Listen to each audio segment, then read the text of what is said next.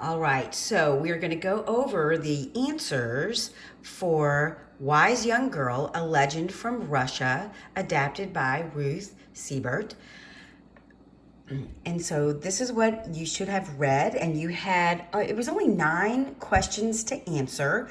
So we're going to go over just, your show what you know using your process of elimination. Of course, always going back to the text to check and verify what your answer is and justifies why it is what it is. So after reading this passage, it asks you, what is the theme of the passage? And that's great because we have just, we've lifted up theme this year, so we're familiar with what that is. The theme is, what is the message that the author is trying to send to you and me? What is the lesson we can take away from that? So in looking at those answer choices, A says, relying on family members to help can be problematic. B, intelligence and creativity can be found at any age. C, competition often generates originality. Or D, sometimes friends disagree about important matters. Well, after reading the passage and learning about the young girl and her extreme intelligence, I was able to just use process of elimination and determine that, of course, B, intelligence and creativity can be found at any age. The girl was only 7 years old when she was able to solve the riddles that her poor father had come to her with in paragraph 9. And in fact, she states in paragraph 10 very calmly, she's like, oh, Daddy, these are not unsolvable. As she goes, let me look at paragraph 9. Yeah, where she refers to it right here. So in paragraph 9, the dad is very upset, and the little girl responds in paragraph 10. The little daughter handed her father a handkerchief and said, "Dry your tears, father. These riddles are not unsolvable." And then she continues on to solve the riddles, well, very creatively, using a lot of creativity. All right, question number 12 asks you, it says, what quotation from the passage supports the answers in part A, that intelligence and creativity can be found at any age? Well, in looking through this, these are excerpts from various various paragraphs. So we're looking for intelligence and creativity can come at any age. So A reads, this is a problem indeed, the king said. Fortunately, I am exceedingly wise and have a solution for you. Whichever of you solves the riddles I give you, to him I will afford a foal. Or the foal, the one that was in the story, that was born. Well, this doesn't really tell me that, it doesn't show me that age and creativity are what's being lifted up here. It's just letting you know what the king said.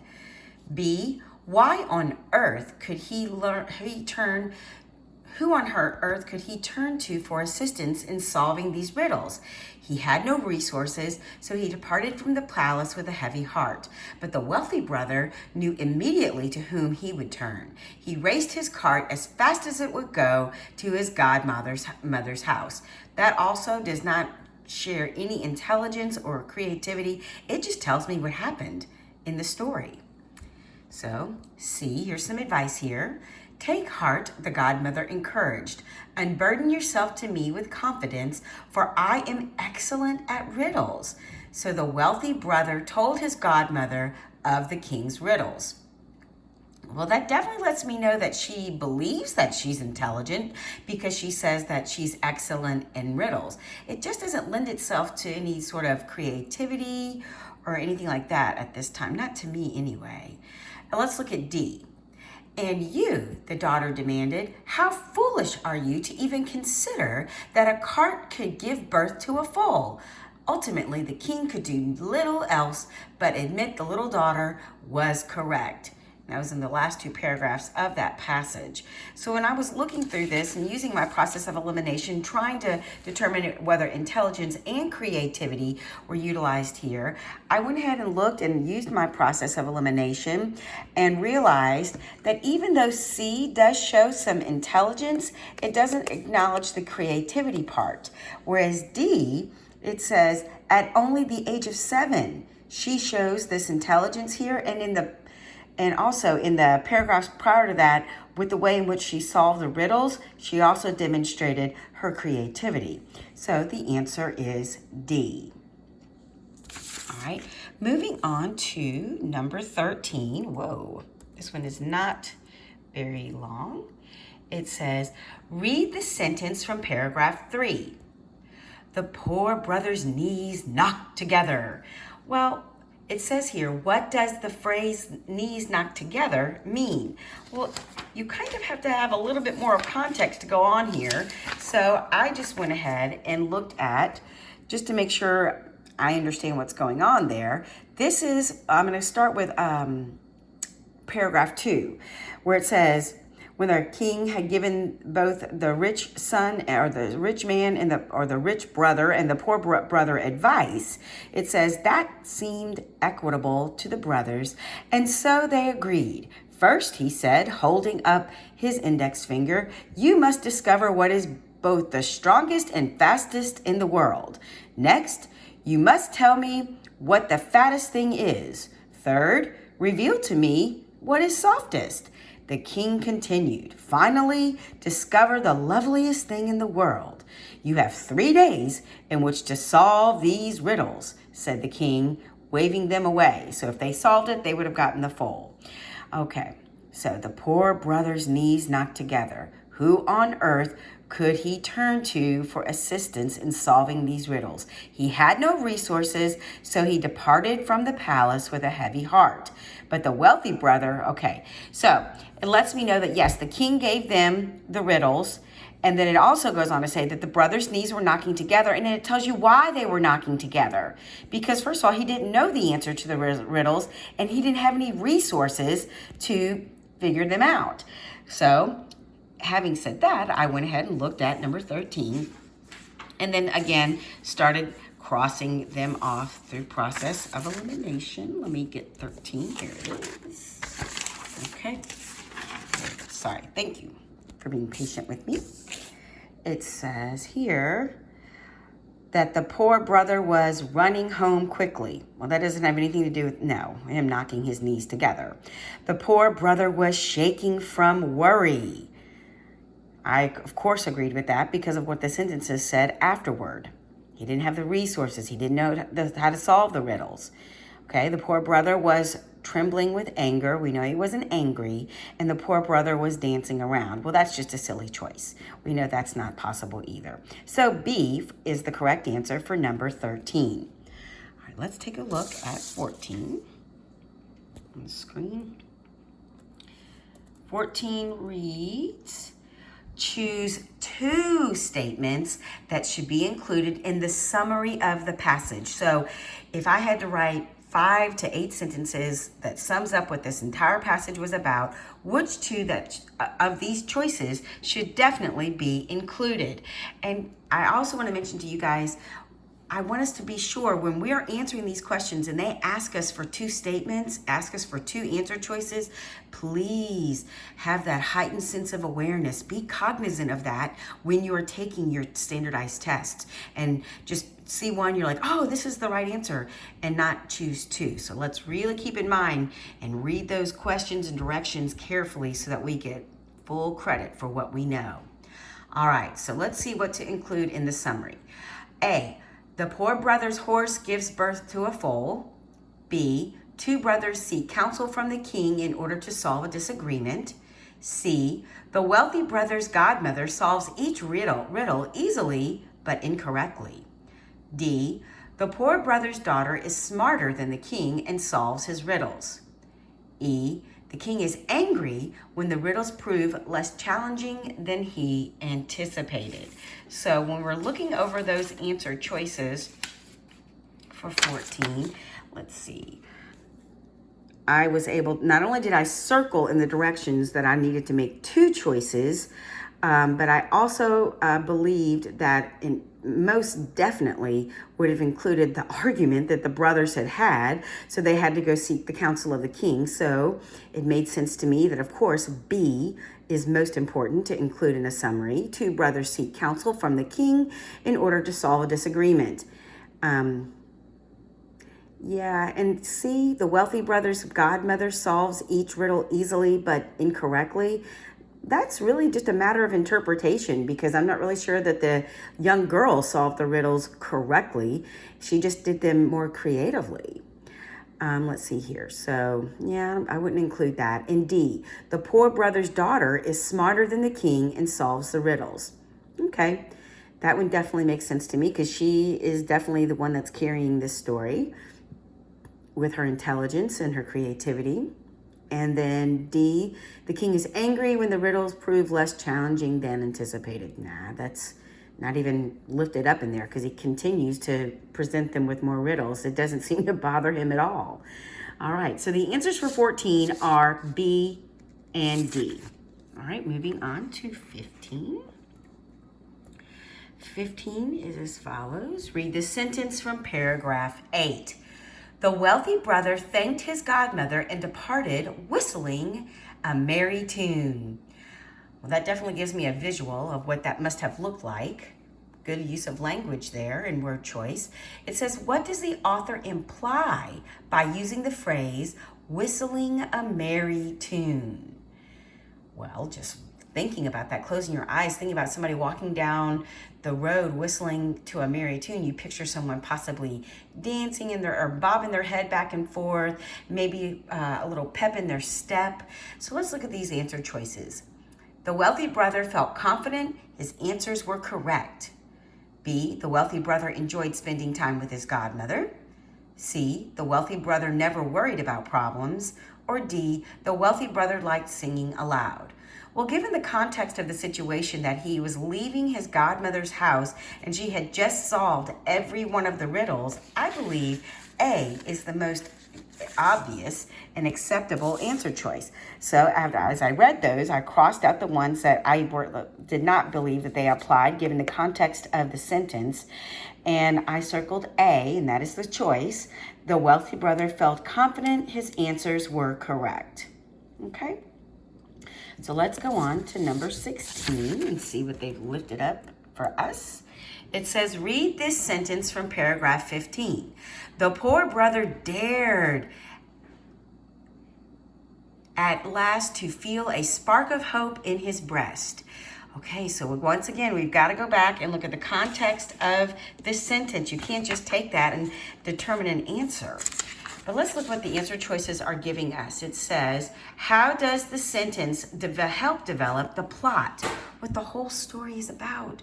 What is it? Is it A, it shows the love the poor brother has for his younger daughter? Is it B, it introduces the conflict of the plot between the poor brother and the wealthy brother?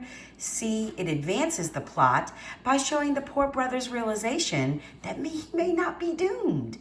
Or D, it emphasizes the poor brother's kind heart as compared to the wealthy brother's cold heart. Well, let's go back here. Look at paragraph 15. In fact, that's all that's in paragraph 15. So I'm going to have to take it up into context in 14. So he has revealed to his daughter, because he's worried, he doesn't have the resources, he doesn't know the answer to the riddles, and she very calmly replies back to him, she lets him know what all of these riddles answers are. She ends it in 14 with, as for the fattest why, isn't that the earth herself?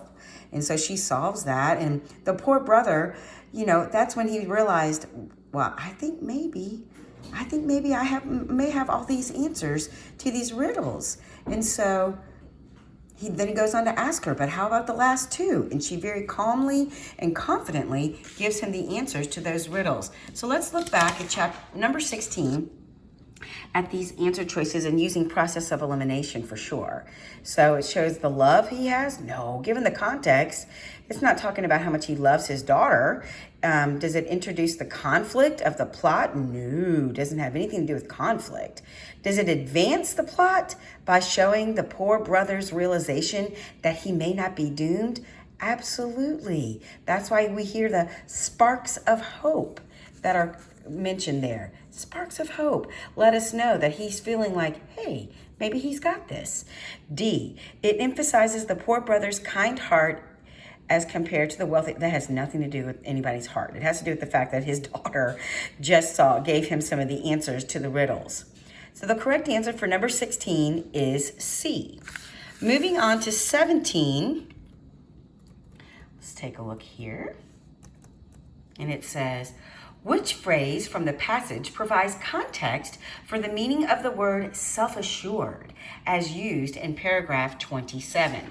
Well, let's look at paragraph 27. That's what I would do. And that is what I did. It says, the poor man did as his daughter instructed. Again, the king was ready with a riddle for the girl. Tell your self-assured daughter to come to the palace tomorrow, but she can come neither on, and he goes on. So the king refers to her as a self-assured daughter. That's what they're referring to there. So it says here, A, is it the girl's challenge from paragraph 24? You are overconfident, paragraph 32.